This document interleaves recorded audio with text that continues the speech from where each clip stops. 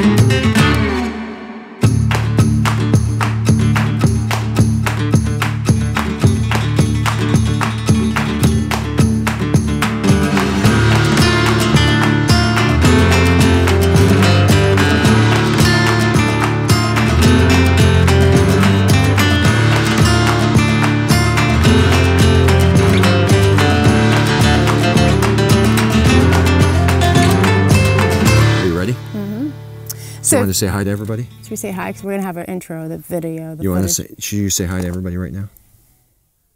Hey everyone, if you love chocolate as much as I do, then I have a treat for you today. Welcome to Chocolate Mountains. Is that the handoff? Yeah. How you doing? We're having a great time. We are, what was that? It's been a long day. We've been bobbling around in this Polaris, what is it? It's an off-road. It's a 900. I don't think it's a RZR. We have been staying at Glamis North RV Park in Nyland, California, and it's an off-road, off-highway vehicle, absolute, utter paradise. It is descended upon every weekend by the off-road community, and they come out to places like this. Other than the Salton Sea and some of the other things that you've seen around here, this is a fairly uneventful place. Got some exciting news that I'm going to release in just a minute. Promise you, going to get to it in just a second. You're going to want to hear it. It is epic news, and you are not going to want to miss it. I don't even know what it is. Yep. The resort, not really a resort. Yeah. The campground sits at the base of the Chocolate Mountains. We are on the, what would be the, let me get my orientation north. We are on the north side of the mountain range right now. Rises in the east, sets in the west, north. Yeah, so we're on the north side of the mountain range from where we're staying. I mean, we took this wonderful four-wheeler into the wilderness today. So behind us is the Orocopia Wilderness, and right at the edge of that railroad track is where the wilderness starts. There are some springs and some falls up in there. We drove up that way into California State land, California State Trust land, and visited the Red Canyon area today. And we learned about the Red Canyon area. It's a lot of wash in here, and there used to be a lot of mining in this area from what I'm able to tell, hence all the railroad track that you see throughout the video.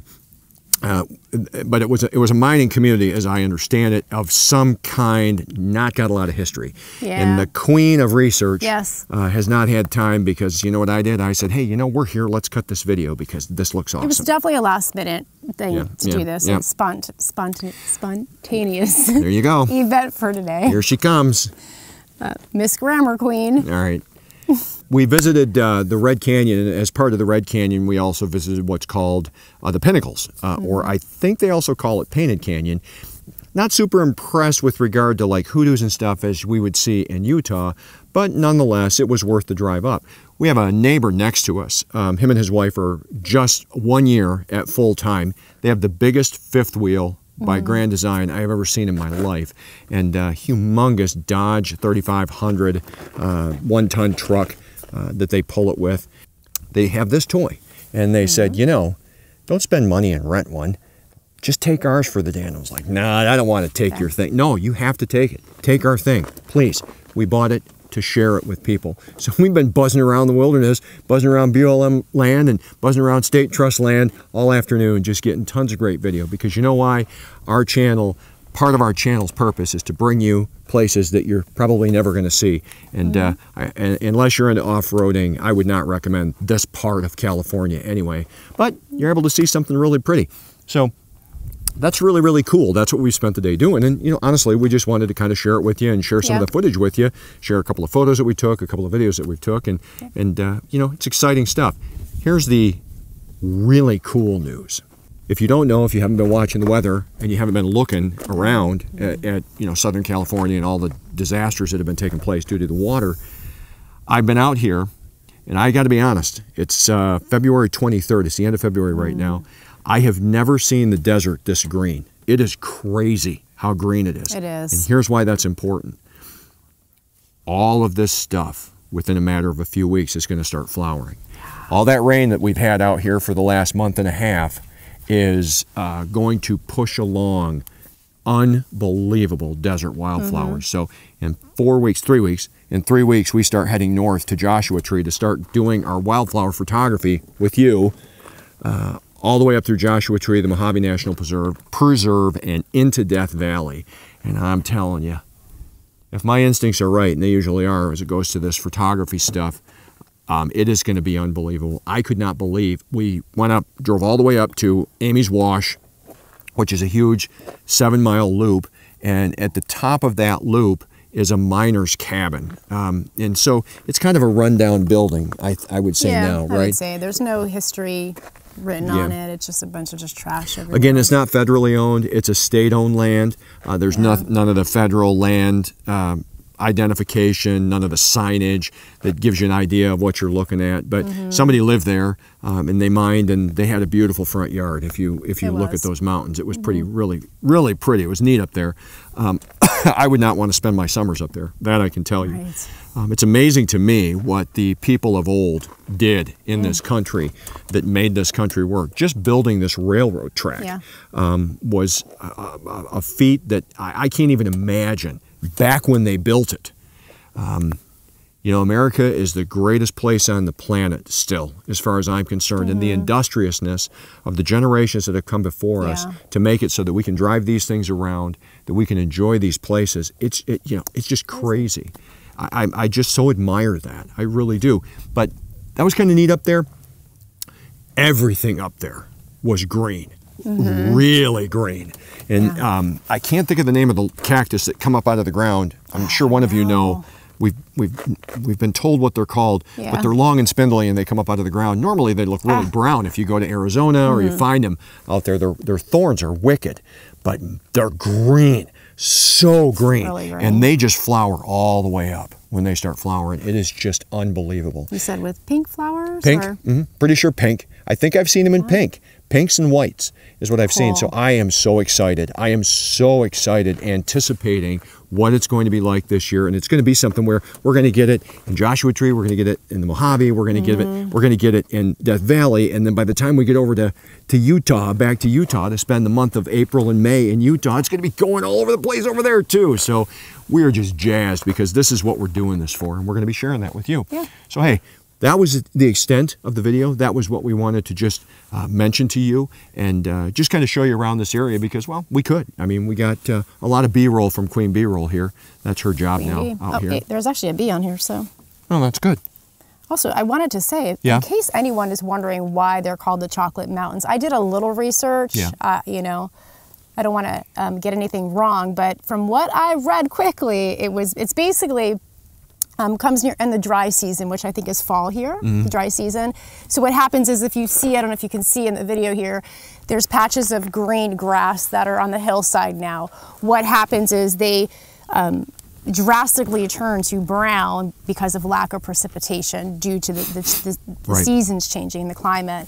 And so what's so cool about it, they do look like the Hershey chocolate bar, sort of. It's really beautiful, especially when the sun hits the mountains.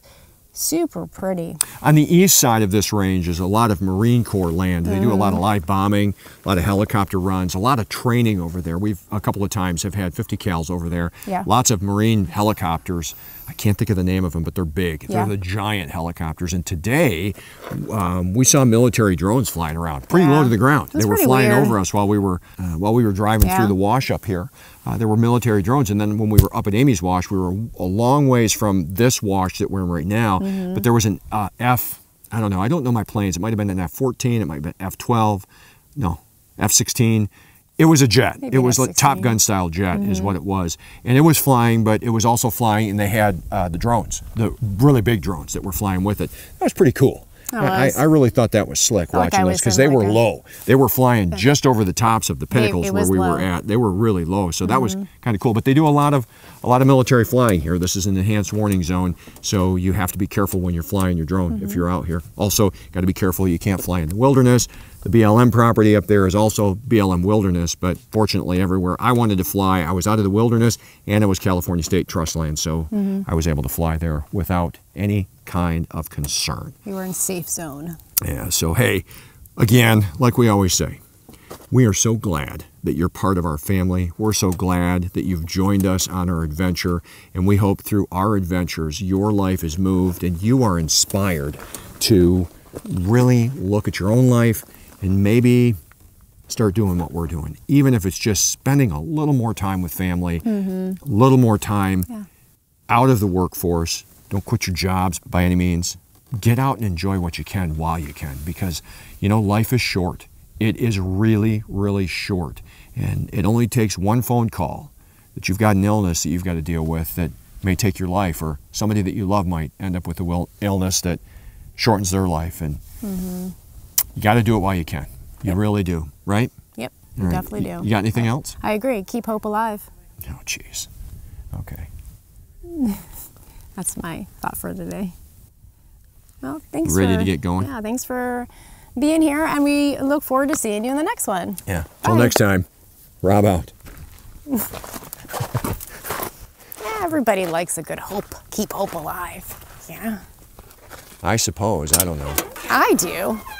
You like to keep hope alive? I am keeping hope alive. I am. Yep.